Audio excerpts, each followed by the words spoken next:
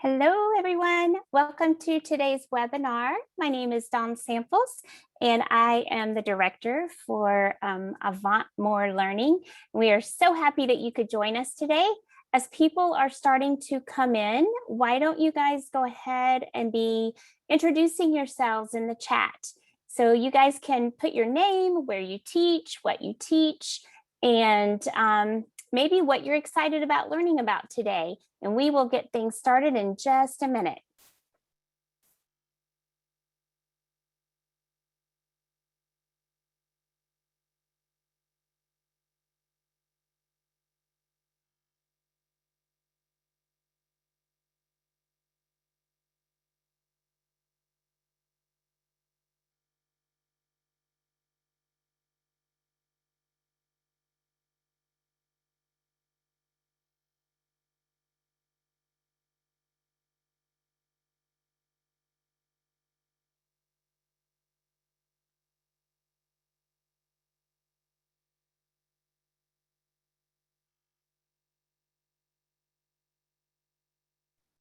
It's so good to see everyone here. Thank you for coming.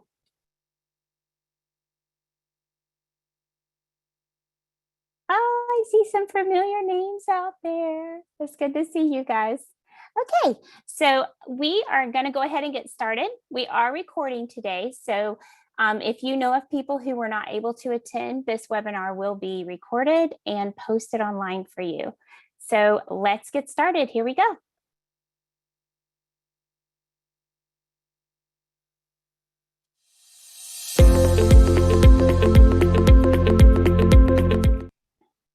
Okay, so today's title of our webinar is The Inspired Chinese Classroom, How a Focus on Proficiency Created a World-Class Chinese Program. And I'm super excited today to be able to join some colleagues and friends from Utah, from Davis County, Utah, who are going to be presenting for you today. I'm going to introduce everyone in just a second. I do want to let you guys know that this webinar is presented to you today as part of our partnership with the Asia Society. And we're so excited about this. One of the things that we wanted to make sure everyone was aware of is that if you are a member, if your school is a member of the Asia Society, you guys do get discounts because of our partnership on any Avant products or services. So professional learning, testing, you do get a discount if you're an Asia Society member. So if you're interested in that, please don't hesitate to reach out to us or to the Asia Society, and we can help get you pointed in the right direction so you can make sure and take advantage of that. So it's something we're really excited and proud to be part of. You can follow along today. We are going to be posting on social media. And if you want to go back and find some resources or links or comments that were made during the webinar, the hashtag today is #InspiredChinese. So make sure that you check that out if you are a tweeter or you use social media. Also wanted to let you know that at the end of this webinar, a link will pop up for you that is going to be a survey. And once you complete that survey and hit submit, a little window will pop up that has a link to a certificate. And that is your certificate of attendance. So if you need to use this hour of professional learning to apply towards PDU credits, you can use that certificate to do so. If you don't get that today, don't worry, you will receive an email tomorrow. And that link will be available to you again tomorrow through that link that you'll have in the email tomorrow. So you'll also have access to the slide deck and to the chat from the webinar chat in case people share ideas and materials. You'll be able to get all of that from the email that you get tomorrow. Okay. So today I am so excited to welcome Bonnie Peterson. She will be a very familiar face for many of you. She is one of our regional account managers here at Avant. Bonnie is going to be helping me moderate the chat and Twitter, and also answering any questions that you guys may put into the chat that we want to address. So thank you for joining us, Bonnie. I'm so glad you're here. Thank you. I'm happy to be here, all my friends. It's awesome. It's so cool. Today, we also have Roger Burt, who is going to be one of our presenters. Roger is also a regional account manager here at Avant, and Roger used to work in Davis County with Kelsi and Lee. Actually, Bonnie did too. It's just like a whole family reunion today. And so Roger is going to be presenting today and talking with us about performance and proficiency. Roger, we're so glad to see you and have you here with us today too. Thank you. Yeah, it's like a homecoming. Yeah, it's so fun. We also have presenting with us today Lee, who is a Chinese immersion teacher from Centerville Junior High in Davis School District. And Lee is going to be giving us some examples of student work and presenting information about proficiency. And Lee, we're so happy to have you with us today too. Thank you, Dawn. And last but certainly not least, we have Kelsi Flint, who is a former Chinese teacher turned instructional coach at Clearfield High School. And Kelsi, we're so glad that you were able to join us today as well, and also to be able to have that lens that you work from as an instructional coach to also present to us today. So thank you so much for joining us. Thank you. I'm excited to be here. Yeah, so it's so cool. It's going to be fun. Okay, so here are our essential questions for today. We have 3 essential questions. One is, what is the role of proficiency in teaching and learning Chinese? The second one is, what practices support proficiency in teaching and learning Chinese? And then, how do I support proficiency in my Chinese program? So I am going to turn things over now to Roger. And Roger, I am going to hand you the mouse so that you can take control of the slide deck, and I'm turning it over to you. All right, thank you. Let's see, is this working? All right, well, thank you. Again, I'm just really excited to be here to talk and share with everyone about my experience with proficiency and how it helped me in my program and how it can help you in yours.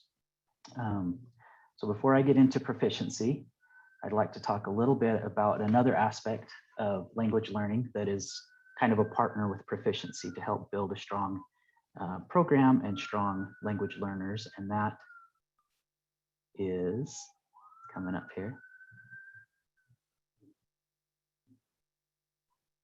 Right? And that is performance, like Dawn said. So in the language classroom, when we talk about performance, we're talking about the ability to perform practiced scenarios in a familiar, controlled environment. And that familiar, controlled environment is our classroom.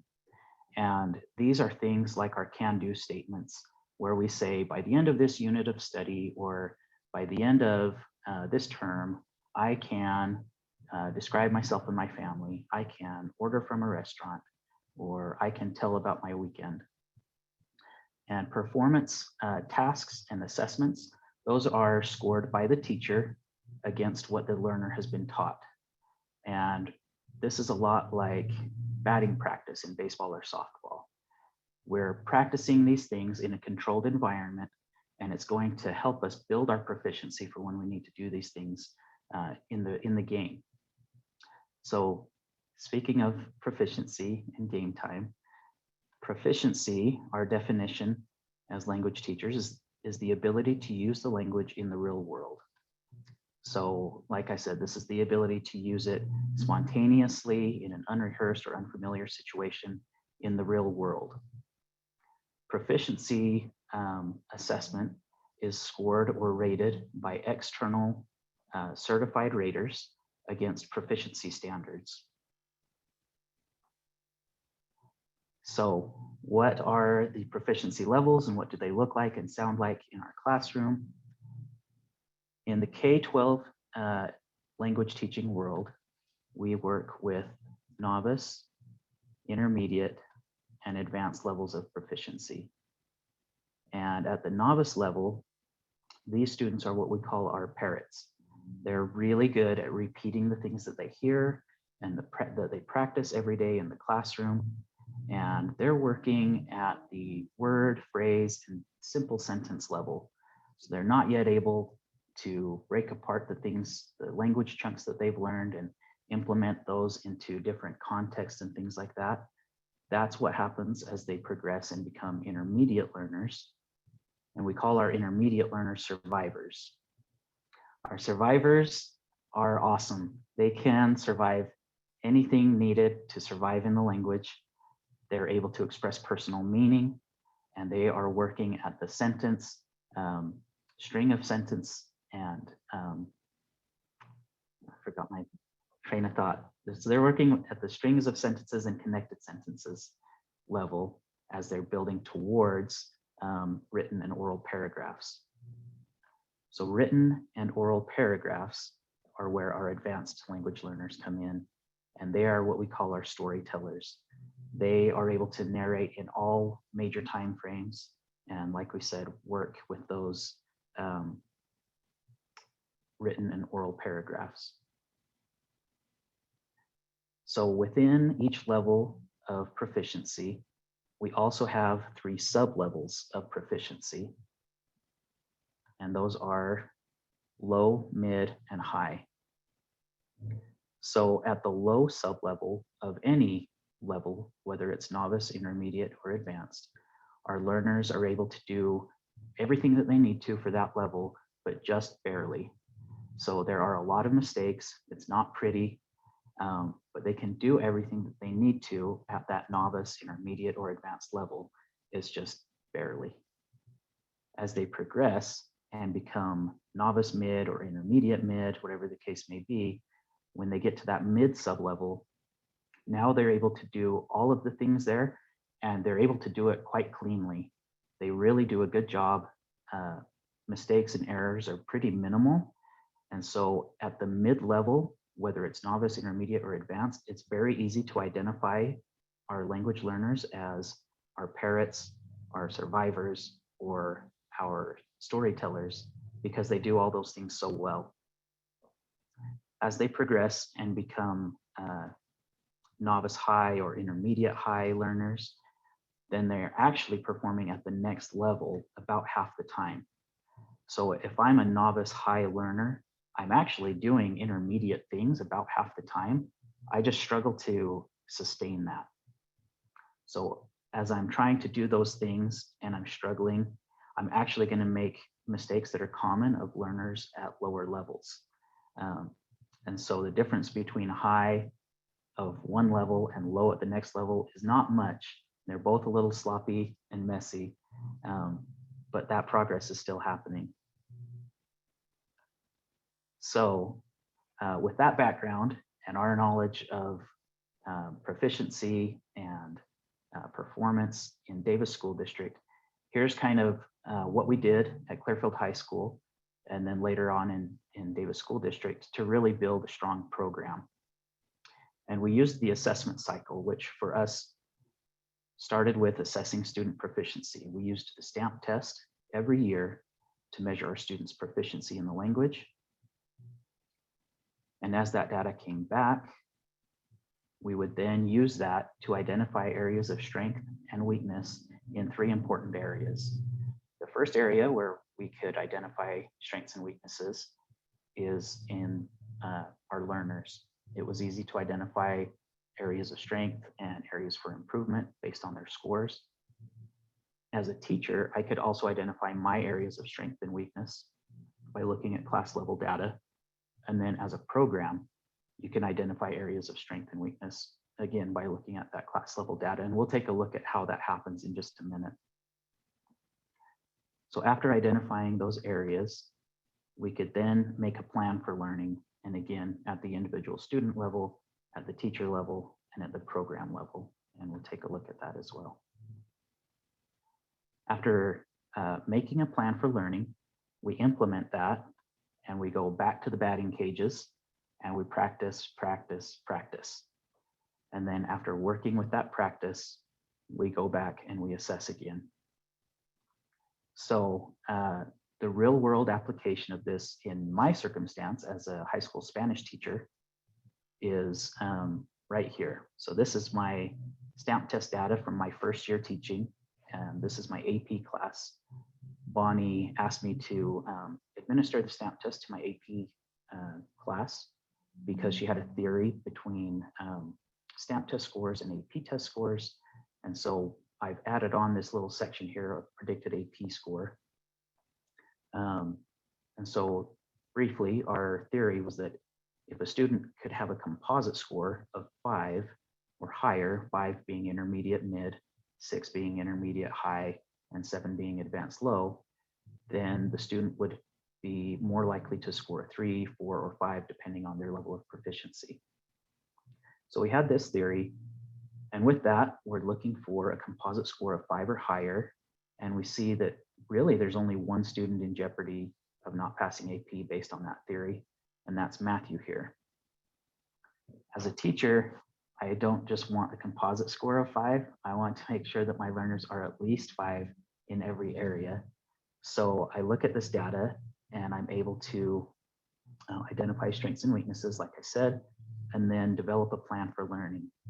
So with Matthew, I see he's actually a little low in listening and speaking, but I knew some things about Matthew. I knew that he lived with a heritage speaker, that he worked with native speakers.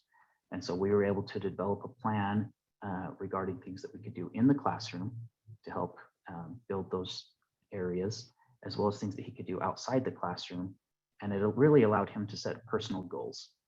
So he was able to say, I don't want to speak English with my Spanish coworkers for a couple weeks, things like that.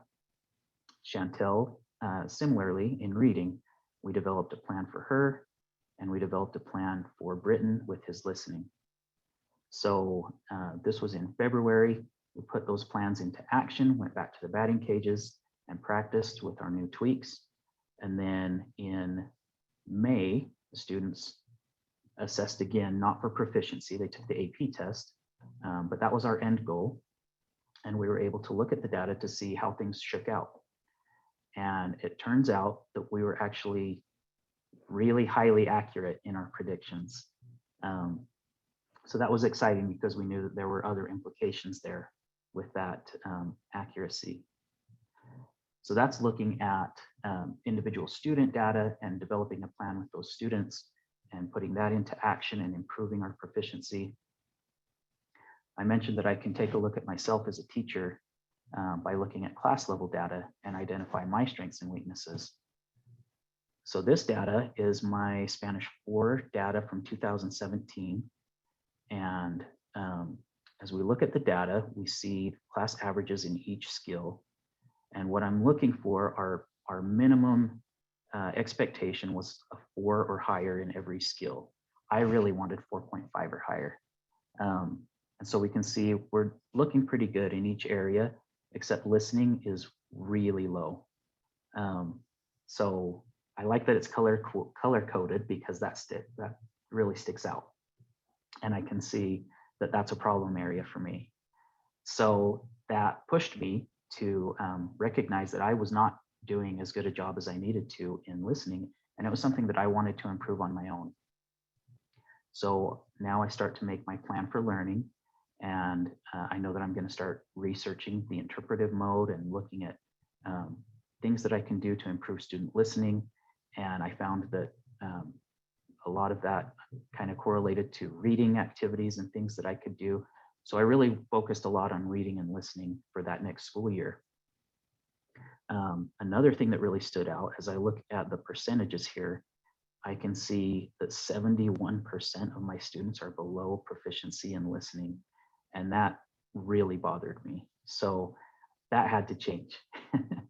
So as I put that plan into action, went back to the batting cages, implemented some new practices, and then reassessed the next year, we can see that our listening score went from, I need to go back, what was it, 3.25 to 3.92. So we made almost a full point jump in a year with those new practices that I had started to do. And I can see I still have 49% of my learners below proficiency in listening, but that is still tremendous as opposed to 71%. And we can see reading also jumped quite a bit, about the same amount. It went from 4.42 to 5.11. So that to me told me that the data does really provide a lot. It helps me make decisions, and then those decisions really affect change in my classes and in my teaching. So now we've looked at the student and the teacher level, where we can use that assessment data to really drive change in proficiency outcomes.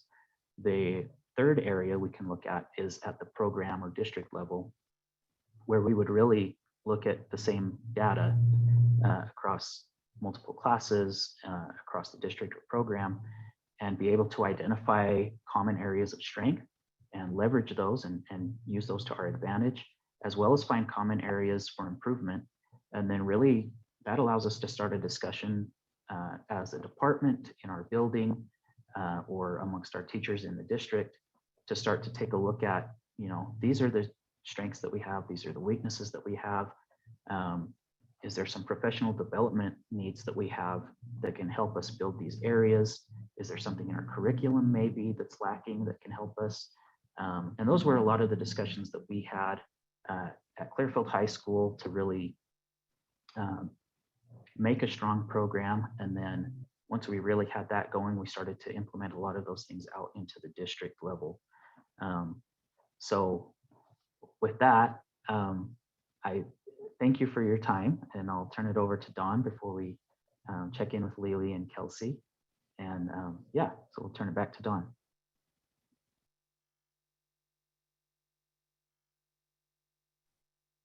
Thank you, Roger.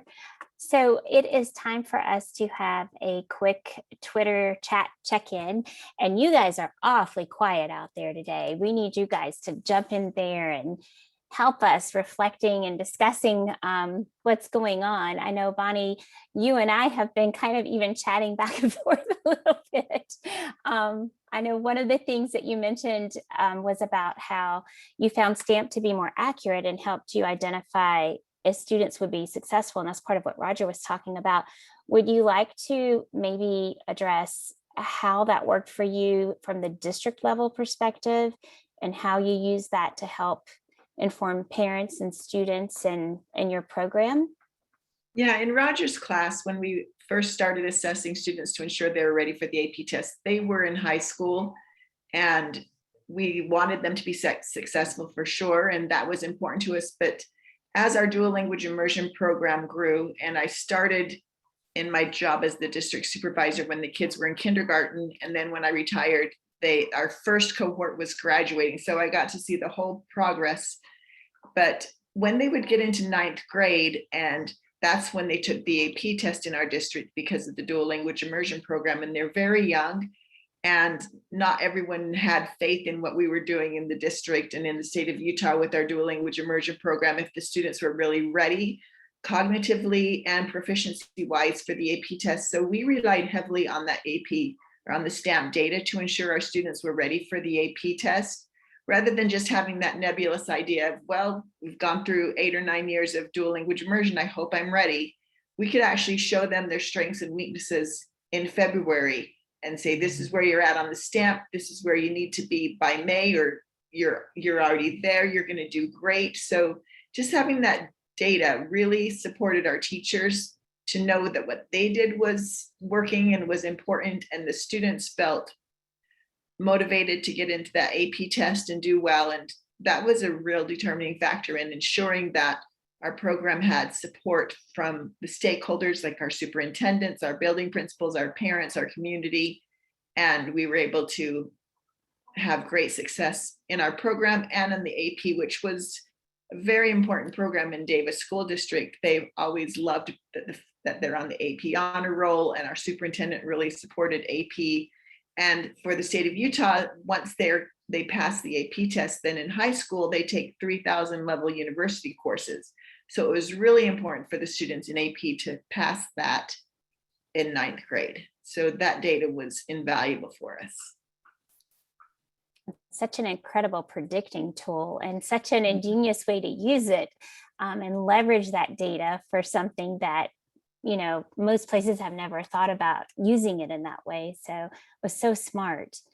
And I know we in my district also use the data in our immersion programs to consider as an additional data point when we would provide interventions for students. So in our K-8 immersion, that was often one of the data points alongside content data. We used MAP, to track growth targets and content. And so there's so many ways to use the data in addition to just finding out the proficiency level. But when you triangulate that data with other data points and behaviors and IEP meetings, there are lots of things that data can really help give you a lot of insight into the journey that student is having. So I would love to hear from our participants if you use data, how you're using data in your programs. Just throw that into the chat for us and let us hear a little bit from you about what your experience has been in using data in your own classroom and in your program, even if it's not proficiency data. Like, what are ways that you use data, and how do you think you could use proficiency data with that data if you don't yet have proficiency data? So just some food for thought. We are now going to move on to our next presenter. So Lee, I am going to pass you the remote control. So you will have to let it wake up on your computer for just a second. Okay, you should have control any minute now.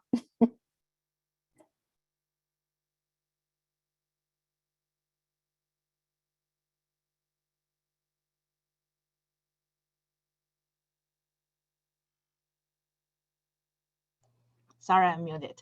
Okay.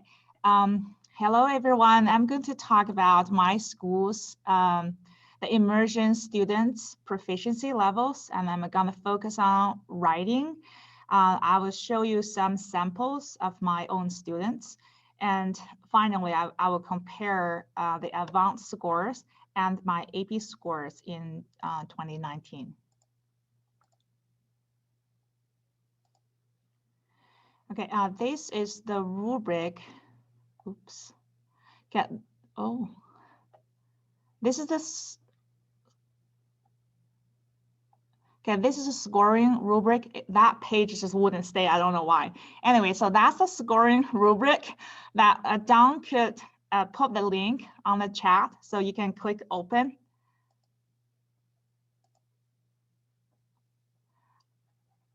All right. So these are just the general proficiency levels. For our district, the elementary school kids, when they are at 6th grade, they are required to achieve novice high in writing. So you can see here, novice low is words, mid is phrases. Students are expected to show the ability to create simple meaning by grammatically connecting words. That means they could have a subject and a verb, or a verb and object, or a prepositional phrase. And for novice high, students are required to show the ability to create some simple sentences. Usually they're required to use at least 2 different verbs.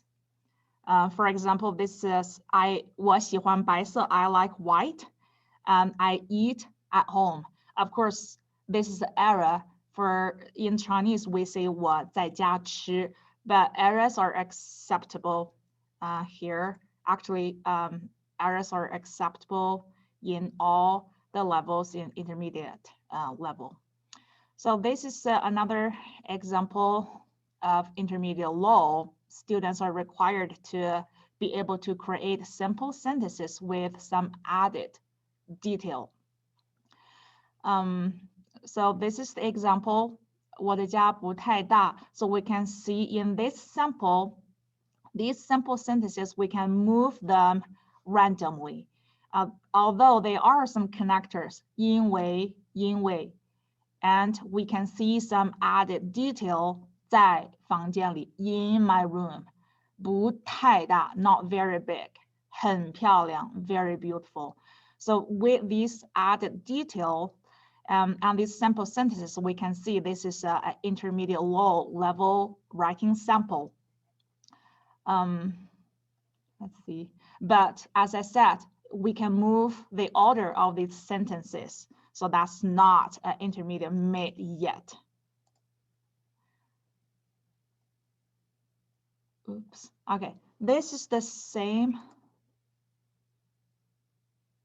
Okay, this is the same topic, but I'm gonna show you how we can make the same writing sample to intermediate mid. Students are required to be able to create enough language to address a majority of the prompt or situation, showing grouping of ideas.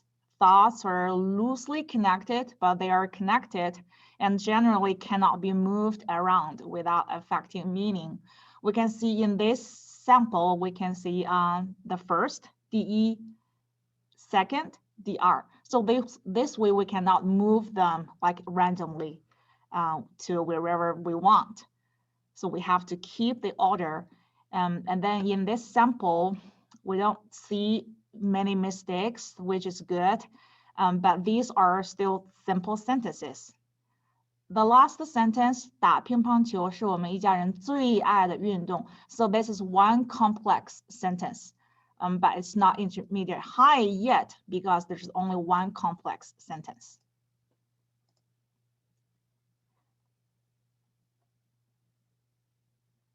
So my focus for my immersion program for ninth graders is to boost their writing proficiency levels from level 5 to level 6, from intermediate mid to intermediate high, which is pre-paragraph. Although 8th graders and 9th graders are required to meet intermediate mid, we know in each level there is the floor and the ceiling, although the requirement is the same in our district, but I do think 9th graders should do better. So their level should be more close to the ceiling of intermediate mid for writing. But I do want to push them to intermediate high pre-paragraph. So let's see how their requirements are. Language has a more natural flow due to the increased accuracy of complex structures that are well constructed. Sentences and ideas are connected with multiple varied connectors, transitions, and other linking strategies. Now I'm going to show you one sample. This is 2019's sample test sample. So this, in this prompt, students are required to talk about making small choices, and they have to use their personal experiences to talk about like how making choices can affect their future, whether build up a good future or break their future. From all the blue colors, these are the complex components. So that's required in intermediate high level. We can see some connectors, which is in purple, 但是因为所以比如说后来. So all these connectors and transitions will make the whole writing more connected. Although you can see the red color, all the red color area are the errors. So errors are still acceptable, even in intermediate high level. And her ideas is pretty clear. I'm gonna just say that in English, but I'll just try to make it as literal as possible so you could feel between English and Chinese. Some people think the small choices are not important. Of course, it's a small error here, but this thought is wrong. Every choice, no matter it's big or small, is important. So let's look at the attitude of the young people towards making choices. When young people are doing unsafe things, they would say, I don't care if I'm not safe, this is my business. This is my choice. Leave me alone. it is wrong for young people to say this. Now I'm going to give you a suggestion. I am assuming she wanted to say one story or example experience, something like that. So that's error here. My brother went hiking with his friends last year because his girlfriend wanted to swim in a lake by the mountain. So his girlfriend dived into the lake, into water from the mountain. This young lady did not think she would get hurt easily. For example, there might be rocks in water that people might not be able to see. My brother's girlfriend's head hit the rock. Later, she started to bleed. My brother needed to take her to the hospital. Later, her brain got hurt.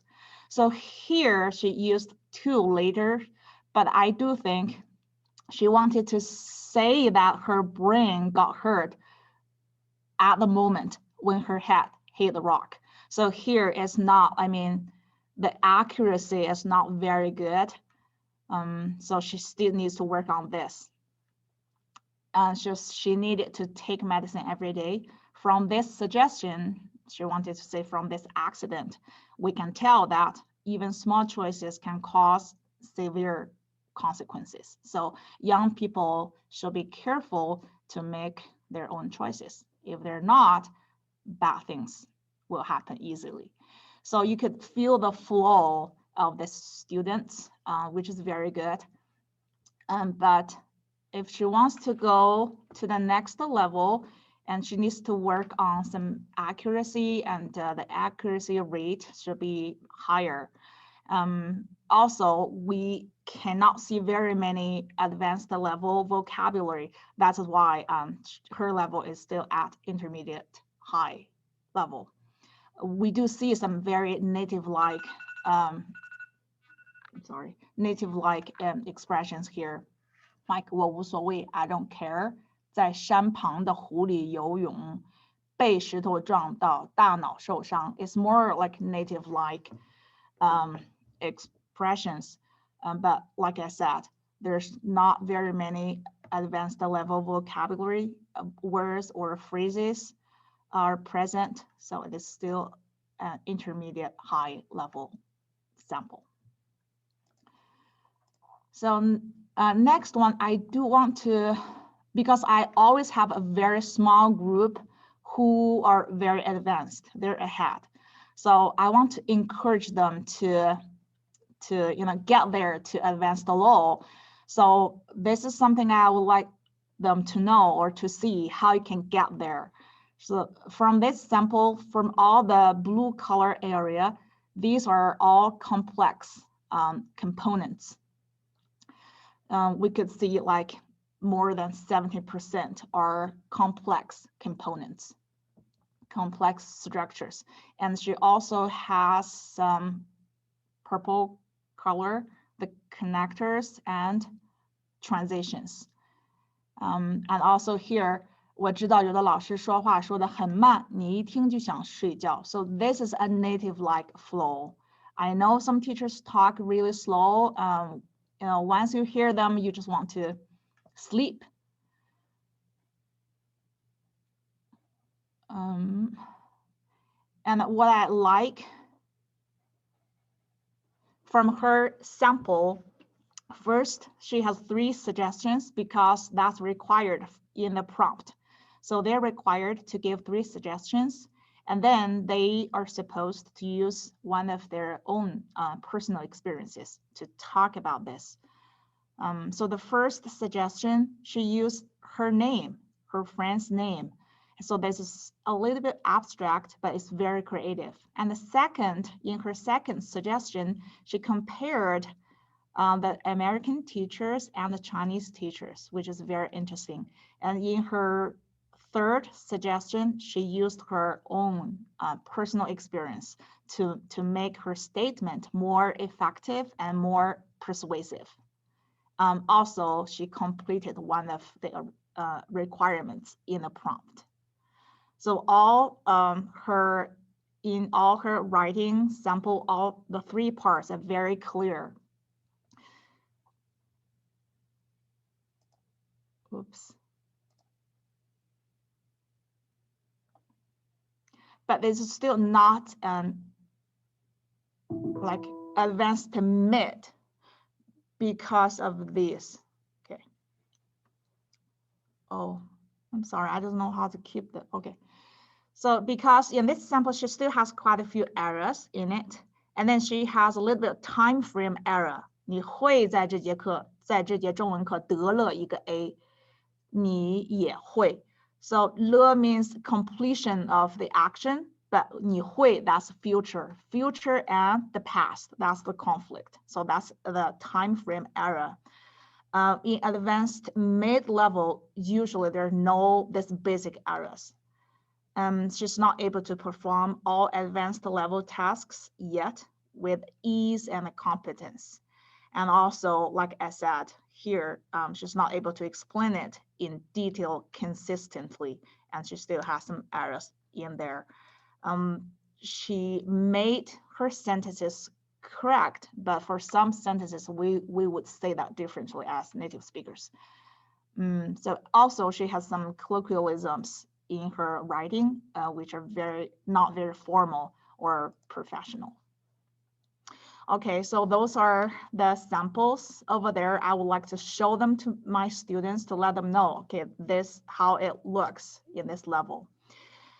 And next one, these are the Avant test scores and my AP test scores in 2019. This is my first immersion kids, the first group. I think as the first group, they did pretty well. The pass rate is 72%.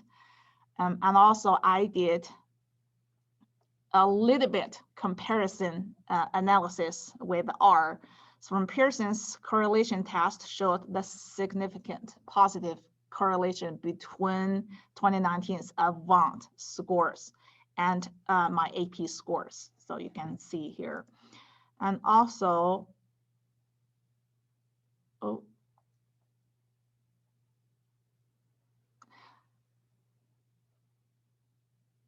this is my 2020 AP scores. Because of COVID-19, this group of kids did not take Avant stamp test in 2020. So I just put their 2019 scores here. That's their average scores, and this is their speaking, and on the right is 2020's AP scores. And this group, this is the second group of kids, and their pass rate is 90.3%, which I think they're amazing. They did pretty well. I think probably I used too much of time. I think that's pretty all that I want to say right here. And thank you all, the Avant group, Dawn, Roger, Bonnie, and I'm very glad that I could work with Kelsi again. Thank you all. Thank you, Lee. That was amazing. The data that you had to share was incredible. And I loved how you gave such clear, concrete examples of student work. So let's see, Bonnie, checking back in with you for Twitter and for chat. I think it's still mostly you and I. We did have some comments though, from a few people in the chat who were just asking a few questions. I'm trying to go back and see. Did you have anything you wanted to share, Bonnie?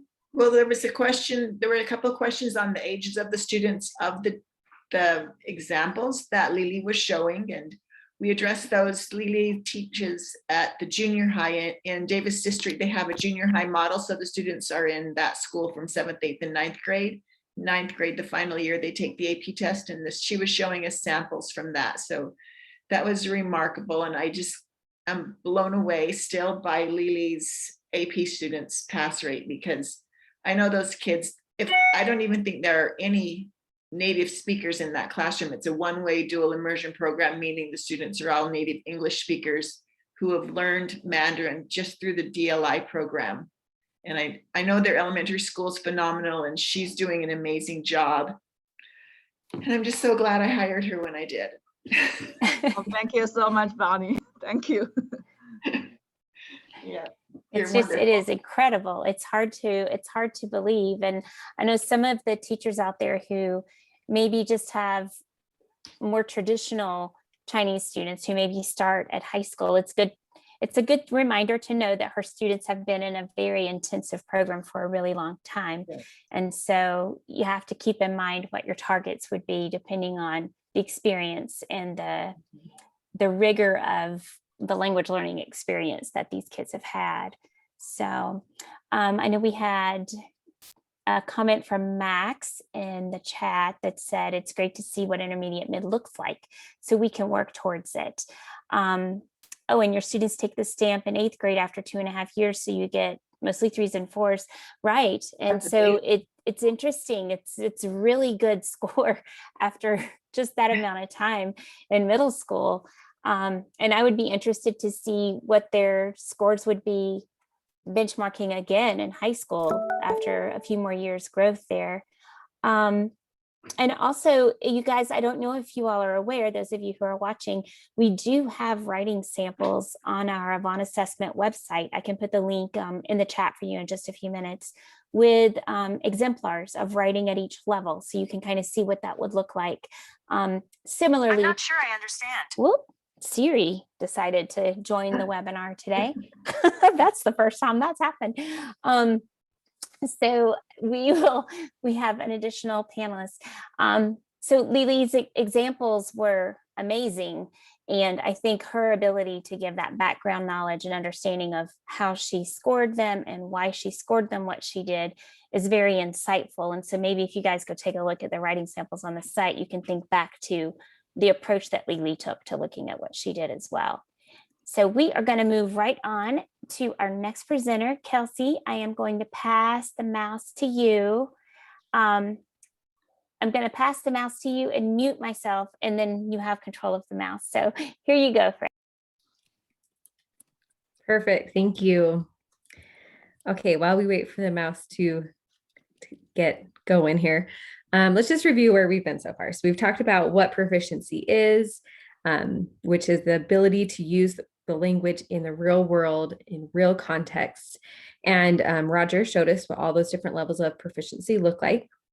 And then both Roger and Lily were able to show us how to assess, how we use the stamp test or other proficiency data to assess where our students are and what we can do to help them level up. So what I'm going to do to wrap this all up is to talk about specific instructional strategies we can use in our Chinese classrooms to help level up our students so that they are proficiency focused and so that they can increase their confidence in the Chinese language and their proficiency. So, I think it's working now, maybe. Okay, so I'm going to go over this next part very quickly, since this is something that Roger already spoke on and many of you are familiar with.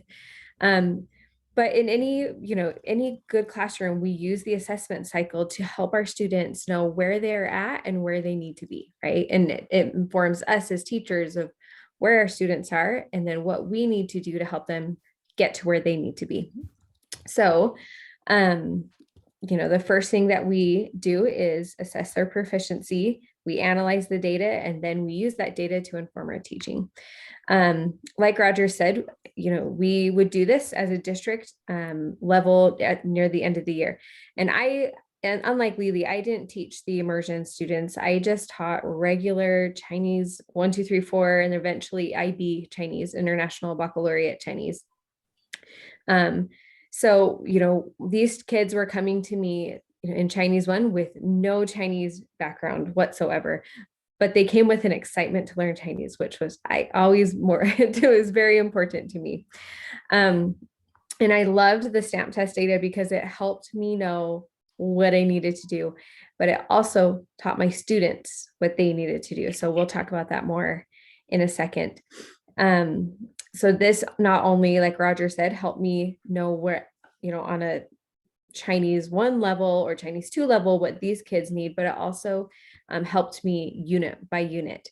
If I could teach them what proficiency looked like and they could look at their formative and summative assessment data, it would inform my teaching so that I knew what they needed with those particular units. Let's see if I can, there we go. So this is just an example here of my Chinese 1 kids. This was one particular year where it was just a lovely group of Chinese 1 kids. I just loved teaching them. And like I said, before each unit, we would do a pre-test, usually checking their speaking, writing, reading, and listening to see where they were at. And then I would use that to cycle through. I really focused on teaching these kids what proficiency looked like and how to, and really helped them or tried to help them internalize it. And I felt like it really worked. So at the end of Chinese 1, I had them take the stamp test, and you can see here, they were very strong for a Chinese 1 class in their writing and speaking. They really far exceeded my expectations here, and I was so proud of them. They were so wonderful.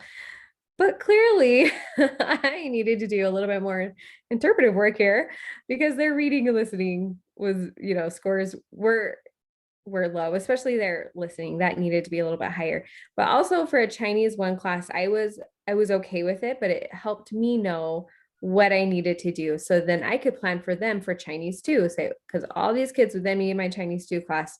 Okay, so they need to work more on reading and listening, but then it also helped inform me for the incoming Chinese 1 students. So then I knew that I needed to up my game when it comes to reading and listening with my Chinese 1 students. And all of this was really, really important for me as a teacher. But what about my students? How could I use this data? I remember thinking, how can I use this powerful data, this powerful assessment tool to help them? So one thing that I really felt passionately about was to make the learning and make proficiency transparent for students. I didn't want this to be a big mystery of how to increase your proficiency. I wanted them to have a very, very clear picture of what proficiency is and what they needed to do to level up. So I'm just going to share some instructional strategies that I use that worked for me and my students. And hopefully we can use this, or hopefully you can take something from this. So the first thing that I did was just to make very clear learning targets, give them to the students, and then we refer to these often. So every unit, and it kind of got cut off on the bottom, I didn't have my writing ones on there, but I would give them learning targets for listening, reading, speaking, and writing, so that they knew exactly what they needed to, or what their learning goals were by the end of the unit. And this wasn't just a one-time deal. I would try to bring in this paper as much as possible. So I would copy this in like bright orange or something that they could not lose. Well, they could always lose it, but something that was harder to lose. And then I would take these learning targets, and you've heard this in all of your teacher prep programs, and I would make sure I wrote it on the board and then verbalize this for the students so that we had a very clear goal for every lesson. And then I would also use this as a way for students to self-assess. So at periodic times throughout the unit, I would have them go through and, put a check mark next to the ones that they felt confident with. Or sometimes I would have them rate themselves on a 1, 2, 3, or 4. Where are you? Are you a 4? Are you mastery level 3? Do you feel like you're proficient, or 2, or a 1, approaching proficiency, or just basic? Because I wanted them to internalize these. So the first thing I would do is just make sure we had very clear learning targets. Another really important part of our Chinese program was that we needed students to understand what proficiency is and how they can level up. And Lily did a great job explaining this with her DLI kids. So let me just explain how I use this with my basic Chinese kids. Early on in Chinese 1, and early on in the school year for the other levels, as a review, I taught my students what proficiency means, which meant we had a day where we actually used minimal Chinese, which, we always want to be really careful to stay in the target language as much as possible. But I felt like this was so important that we did sacrifice some of a day to go through this. So what I did was we went through what Roger went through. I taught them what proficiency was, and then we listened to English samples and looked at English writing samples. as a class, and we would rate them, like, where do you think this is on the proficiency scale? And, you know, we did several together as a class, and they would have to say, oh, this is novice mid because da, da, da, da, da, da, da. And I had to explain why they felt like it was the level it was. And then I had them, you know, kind of an I do, we do, you do type thing. Then they went off into groups and took more writing samples and had to rate them and explain what they were. And that really was our base for the entire year. It taught them the jargon of ACTFL and proficiency. And then we just were able to recycle that throughout the year. And they would see this in their rubrics, which I'll show you in a minute, and in the form in the feedback that I would give them. And I just felt like sometimes with my Chinese kids, they got, you know, they were a little intimidated by Chinese. It wasn't, you know, it's hard. It's a hard language, especially, you know, if you don't have any background in it. So if I could teach them that, you know, you can advance proficiency, here's what you got to do. I felt like it increased their confidence. It just made things a little less scary for them. So, oh, and I would also, this was important too, because at the end of the year, I would print out their stamp test data and give it to them. So then they could look at it and be like, I know what novice mid means. I know what novice high means. And then they could reflect on that and set some goals for what they want to do to increase their proficiency the next year. And like I said, this was important for us in our Chinese program because all of our rubrics were proficiency based. So I just wanted to show you an example of that, it's probably kind of hard to see, sorry. This is something that Bonnie really helped us develop in our district. And I just love this because I felt like it made proficiency so clear for students. So what we have here is, this is our writing rubric. And it's broken up by the different levels, but then we also have what it looks like skill wise. So we have, you know, the functions, the vocabulary, and then the communication there.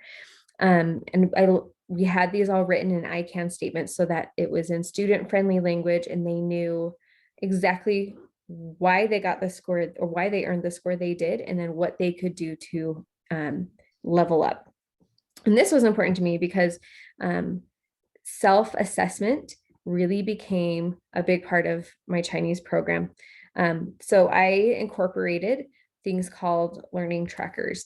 And if you are familiar with John Hattie's work, there are three different, at least three, I guess, different instructional or high effect size strategies that are tied to these. With John Hattie's work, if an instructional strategy is 0.4 or above, that will equal 1 year's worth of growing or learning for a student. And you can see that using learning trackers can increase students' learning to more than a year. I mean, self-reported grades where they can really internalize why they earned the score they did and what they need to do to improve. I mean, that is more than a year's worth, almost 2 years worth of growth because of, you know, if you're using this with fidelity. So and I can say that this really helped. I mean, it's not the magic bullet, it's not going to fix everything, but my students increased in proficiency a lot more because they were able to internalize a little bit better. So once they knew what they needed to learn, what proficiency was, and what the rubrics were, I felt like they could then look at the formative assessments we've done. They could assess themselves and use metacognition to really think about their own thinking and why they got what they did. And then they were able to set goals. And I have to say, I mean, you know, my classroom was definitely not perfect, but I think about my very first couple of years in teaching Chinese compared to my last couple of years where I was really teaching to proficiency and using these learning trackers. And my poor first couple years worth of students just were robbed of a Chinese education. So I'm so sorry, all of you students out there. I just did not make learning transparent for them. And it was very vocabulary and grammar based. And I can say that once I was able to really focus on proficiency and make my students partners in their learning with that, I had more joy as a teacher. And I think my students felt more comfortable and more confident too. And the last thing that I want to share that I just felt like was important was creating a growth mindset culture. And I felt like the learning trackers and teaching to proficiency really helped me do this. This is a picture of a bulletin board that was in my classroom. And I think my students, they would roll their eyes at me when I would refer to this literally every day, but I know they secretly loved it. They just were too cool because they were high school kids. But every time I could see their frustrations mounting, or every time we were working with a new topic that was hard for them, we would stop and we'd look at our mindset board. So I would say, kids, I want to give up. And then they would have to find where it says, I give up. And they would say, I'm going to learn or use some of the strategies I've learned. And it was kind of a tongue-in-cheek type thing, but also I heard them using this language in their own conversations with students and in their own reflections. So I knew it was kind of working. I would also teach them, I would draw a graph on the board and I would say, when where like the level of frustration goes up and then the proficiency was on the bottom. And I just said, when you first start learning a language or any new skill, I would use this with my IB English students also. Your frustration level is very high and your proficiency level is low. But the more you learn and the more your proficiency grows, your proficiency goes up and your frustration level goes down. And we would refer to that and I would validate their feelings, like it's okay to feel frustrated. You know, let's figure this out together. And I just think that we all want our students to succeed. I mean, that is, after all, why we became teachers. And I want my students to leave my Chinese classroom with proficiency, but more important than that, I want them to feel successful and feel like they can succeed because they have the tools and the mindset to do so. Especially with these kids, these were not immersion kids who could be dropped in the middle of a Chinese speaking country and, you know, tell stories. We had a long way to go, but if they knew how to increase their proficiency and then they felt confident in doing so, I knew that they could figure it out. They would, you know, continue their Chinese education in my classroom or out in the real world with whatever age they were, and that they would be successful. But again, all of this came from focusing on proficiency, teaching students how to learn and how to be proficient, and then having that growth mindset. So if you have any questions, go ahead and throw those into the chat. I know we would all love to answer anything you have, but I'm going to turn everything back over to Dawn.